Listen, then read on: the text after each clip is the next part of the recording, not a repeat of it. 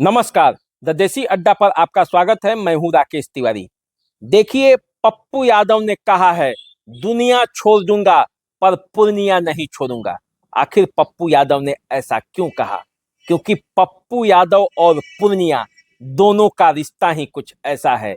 पप्पू यादव जब जब पूर्णिया जाते हैं, पूर्णिया के लोगों का प्यार और दुलार उन्हें ऐसा मिलता है कि वो पूर्णिया छोड़ना नहीं चाहते। राजनीति में कई परिस्थितियां ऐसी आती है जहां रिश्ते नाते और सबको छोड़ना पड़ता है। राजनीतिक मजबूरियों के कारण सबसे मुंह मोड़ना पड़ता है, लेकिन पप्पू यादव इस बार फिर से पूर्णिया नहीं छोड़ेंगे और इसका वे बाज़ाब्ते ऐलान कर चुके हैं। पूर्णिया छोड़ने की बात आई भी कैसे? पूर्णिया छोड़ने की बात इसलिए आई कि उनके जनाधिकार पार्टी के कांग्रेस में शामिल होने के बाद जब वे कांग्रेस के प्रत्याशी बनाए जाने वाले थे पूर्णिया से, इसी बीच राजद ने वहां जदयू से रुपौली के विधायक को राजद में शामिल कराकर पूर्णिया का सिंबल पकड़ा दिया है। और अब इसके बाद ये सवाल उठता है कि यदि कांग्रेस और आरजेडी में गठबंधन है तो फिर कैसे एक ही सीट पर एक ही घटक दल के दो प्रत्याशी चुनावी मैदान में उतरेंगे? यदि उतरेंगे तो फिर गठबंधन कैसे रहेगा? और इसी सवाल के बाद पप्पू यादव ने अब ये ऐलान किया है कि पूर्णिया तो वे मरते दम तक नहीं छोड़ेंगे। अब आइए मैं ये बताता हूं कि आखिर पप्पू यादव ने पूर्णिया के लोगों से ऐसा रिश्ता क्यों बनाया है और पप्पू यादव पूर्णिया क्यों नहीं छोड़ना चाहते हैं। पप्पू यादव पूर्णिया इसलिए नहीं छोड़ना चाहते हैं कि पप्पू यादव उस पूर्णिया से 4 बार सांसद रह चुके हैं। पप्पू यादव पहली बार यहाँ निर्दलीय के तौर पर चुनावी मैदान में उतरे थे और 1991 में जीत हासिल की थी। जब पप्पू यादव पहली बार चुनावी मैदान में उतरे थे तो यहाँ के लोगों ने उनको पूरा साथ दिया और तमाम दलीय प्रत्याशियों को किनारा करके उन्हें निर्दलीय के तौर पर जिताकर संसद में भेज दिया ताकि वे दिल्ली में जाकर पूर्णिया के लोगों की आवाज उठाए।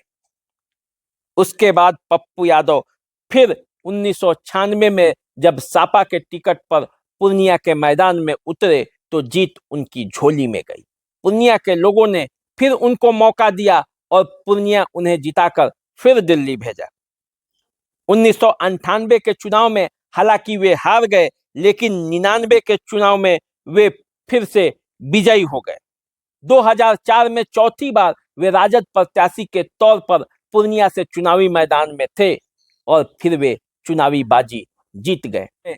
जब पप्पू के बुरे दिन चल रहे थे, पप्पू यादव जेल में बंद थे और 2009 का लोकसभा चुनाव आया, तब पप्पू यादव ने अपनी मां शांति प्रिया देवी को चुनावी मैदान में उतार दिया। निर्दलीय ही चुनावी मैदान में वो उतर पड़ी और तब भी पूर्णिया के लोगों ने 1.5 लाख से अधिक मत उन्हें उनके झोली में डाल दिया। पप्पू यादव और पूर्णिया के लोगों के बीच इतना प्यार है तो उस पूर्णिया को छोड़कर भला पप्पू यादव कैसे दूसरे जगह जा सकते हैं? यही तो सवाल है। और इसी सवाल का हल खोजने के लिए पप्पू यादव पूर्णिया में अभी डटे हुए हैं और पिछले 2 साल से पूर्णिया प्रणाम कार्यक्रम चलाकर फिर से अपने चुनावी बाजी को पलटना चाहते थे, फिर से अपनी किस्मत को आजमाना चाहते थे और पूर्णिया के लोगों के बीच पहुंचना चाहते थे। लेकिन पप्पू यादव को लेकर आरजेडी ने ऐसा कदम उठाया। लेकिन पप्पू यादव के इस फैसले के बाद आरजेडी ने ऐसा कदम उठाया है जिससे ऐसा लगता है कि क्या पप्पू यादव की किस्मत एक बार फिर रूठ जाएगी? पप्पू यादव को किस बात की सजा मिल रही है? पप्पू यादव को क्यों नहीं सांसद बनने का मौका दिया जा रहा है? क्यों अपने ही बीच के लोग उनके खिलाफ खड़े हो जाते हैं? यदि इस बात पर गौर करेंगे तो जो राजनीतिक विश्लेषक बताते हैं, जो सूत्रों ने हमें खबर दी है, उसके लिए आपको इतिहास के आईने में थोड़ा जाना पड़ेगा। जब 2015 के चुनाव के पहले आरजेडी का एक मंथन चल रहा था, एक बैठक चल रही थी मौर्या होटल में, और उसी में पप्पू यादव ने तेजस्वी यादव के खिलाफ आवाज उठा दिया था। पप्पू यादव ने ये बताया था नेतृत्व पर सवाल उठाते हुए कि आखिर आरजेडी का उत्तराधिकारी कौन होगा, और तब लालू यादव ने बताया था कि बाप का उत्तराधिकारी बेटा होता है और तेजस्वी यादव ही उनके असली उत्तराधिकारी हैं। और इसी के बाद पप्पू यादव की वहां हुटिंग शुरू हो गई। पप्पू यादव बाहर आए और फिर पप्पू यादव ने फिर फैसला किया कि उन्हें आरजेडी छोड़ देना है और जनाधिकार पार्टी बनाकर पप्पू यादव चुनावी मैदान में निकल पड़े अपना किस्मत आजमाने। लेकिन पप्पू यादव को सफलता नहीं मिली। जिस सफलता के उम्मीद से पप्पू यादव बाहर आए थे, जिस सफलता के उम्मीद से बिहार में पप्पू यादव घूमने लगे, उस पे विराम लग गया। उस पे उतनी सफलता नहीं मिली जितना पप्पू यादव चाहते थे। उसके बाद पप्पू यादव फिर से चुनावी मैदान में इस बार किस्मत आजमाना चाह रहे थे, क्योंकि 20 के चुनाव में भी उन्हें उस तरह से सफलता नहीं मिली। विधानसभा का जो चुनाव हुआ, 19 के लोकसभा चुनाव में भी उन्हें सफलता नहीं मिली। 19 के लोकसभा चुनाव में वे मधेपुरा से अपना किस्मत आजमाए थे, वहां उन्हें 97,000 ही मत प्राप्त हो पाए। उस मधेपुरा में जहां पप्पू यादव का एक अच्छा खासा फैन फॉलोअर है, जहां से पप्पू यादव सांसद भी रह चुके हैं, तो ऐसी स्थिति में पप्पू यादव फिर से अपना किस्मत आजमाना चाहा और पूर्णिया में फिर से वो अपना सफर शुरू करना चाहा। लेकिन सूत्र ऐसा बताते हैं कि आरजेडी पप्पू यादव को अभी नहीं माफ कर पाई है। हालांकि पप्पू यादव कांग्रेस में शामिल होने से पहले आरजेडी के दरवाजे पर पहुंचे थे, लालू यादव से भी मुलाकात की और तेजस्वी यादव से भी। सूत्र बताते हैं कि आरजेडी के तरफ से ये प्रस्ताव आया था। सूत्र बताते हैं कि आरजेडी के तरफ से ये प्रस्ताव आया था कि उन्हें मधेपुरा से आरजेडी के प्रत्याशी के तौर पर चुनाव लड़ना चाहिए। पप्पू यादव हाँ ना कोई बताए हुए वो दिल्ली चले गए और फिर कांग्रेस में अपने आप को शामिल कर लिया। इस सूत्र बताते हैं कि पप्पू यादव ने कांग्रेस में शामिल होने से पहले बजाप्ते आरजेडी के नेता लालू यादव और तेजस्वी यादव से मुलाकात भी की थी, और इस मुलाकात में ये तय हुआ था कि पप्पू यादव मधेपुरा से आरजेडी के प्रत्याशी के तौर पर चुनावी लड़ाई लड़ेंगे। ऐसा प्रस्ताव आरजेडी के तरफ से आया। पप्पू यादव ने हाँ और ना भी कहा था।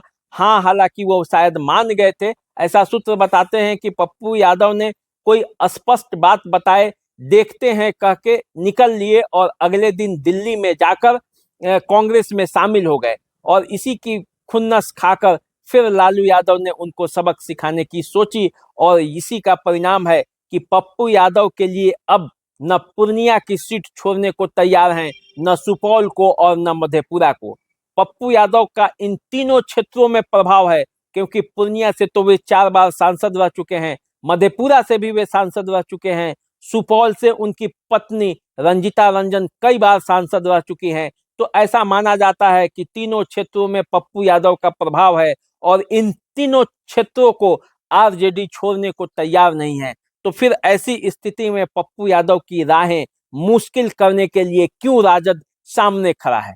अब तो सवाल यही है कि आरजेडी और पप्पू यादव के बीच जो टकराव है, ये टकराव ही कहीं कांग्रेस और आरजेडी के बीच दूरी न बढ़ा दे, क्योंकि पप्पू यादव कांग्रेस में शामिल होने से पहले ये वचन लिया था कि पूर्णिया का सीट उन्हें दिया जाएगा, और कांग्रेस ने पप्पू यादव को ये वादा किया था कि पूर्णिया की सीट आपको मिलेगी, और इसी के बाद पप्पू यादव वहां चुनावी मैदान में उतरे थे। और इतना भी तय है, जैसे कि पप्पू यादव को जो लोग जानते हैं वो ये समझते हैं कि यदि कांग्रेस और आरजेडी इस बात पर विचार न करते हुए कोई दूसरा फैसला लिया तो फिर पप्पू यादव बगावत की राह पकड़ लेंगे, पप्पू यादव रुकेंगे नहीं।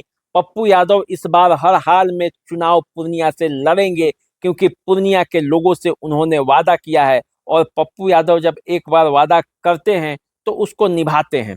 और इसीलिए इस बार पूर्णिया की लड़ाई बड़ी दिलचस्प होने वाली है, जहां जदयू ने संतोष कुशवाहा को चुनावी मैदान में उतारा है।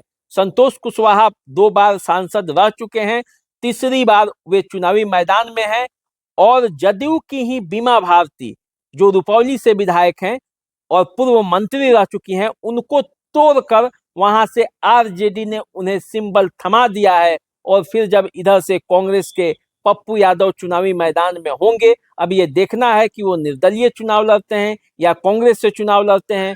तब पूर्णिया की लड़ाई कैसी होगी, पूर्णिया में किसकी प्रतिष्ठा बचेगी और किसकी प्रतिष्ठा जाएगी, ये भी सवाल है। तो इन सवालों के बीच मैं आपको अभी छोड़ जाता हूं कि पूर्णिया में आने वाले समय में बहुत से राजनीतिक घटनाक्रम होने वाले हैं। उन सभी घटनाक्रमों को लेकर मैं आपके सामने हाजिर होऊंगा। फिलहाल आप हमारे चैनल को सब्सक्राइब कर लीजिए, फेसबुक इंस्टाग्राम पे हमें फॉलो कीजिए, अपना प्यार और दुलार इसी तरह देते रहिए। फिर वीडियो को शेयर भी कीजिए, लाइक भी कीजिए। नमस्कार।